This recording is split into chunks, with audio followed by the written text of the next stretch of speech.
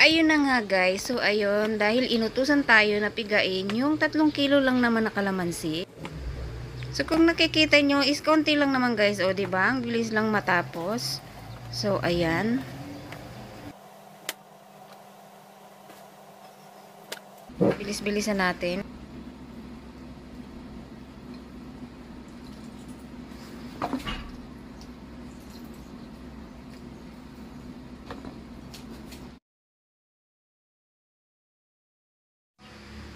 So, ayan guys, patapos na tayo.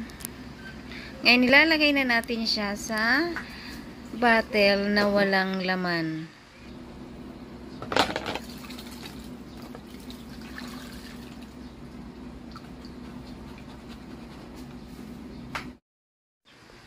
Yung mga bottles nyong ganyan, wag nyong itatapon kasi pwede pa siyang paglagyan. Tulad niyan, pwede mo siyang paglagyan ng calamansi juice.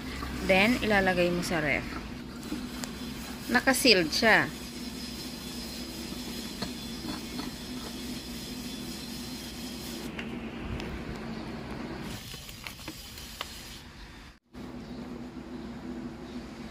Tapos guys, yung balat wag nyong itatapon kasi gagawin natin siyang calamansi tea.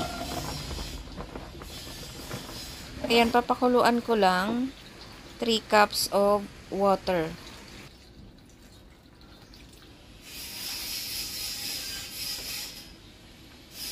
Tapos mag-a-add ako ng maliit na luya or ginger. Ayan, kumukulo na siya. So, pwede na yan guys. Haluin lang ng konti.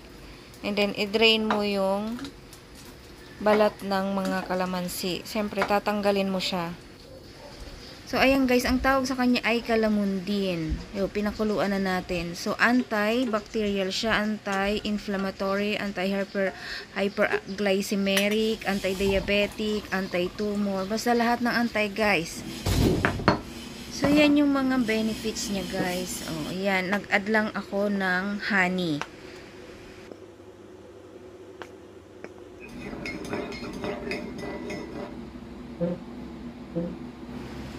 So, habang wala pang laman yung tiyan ko, hindi pa ako nag-aalmusal kasi kagigising ko lang. Ayan, ang sarap guys.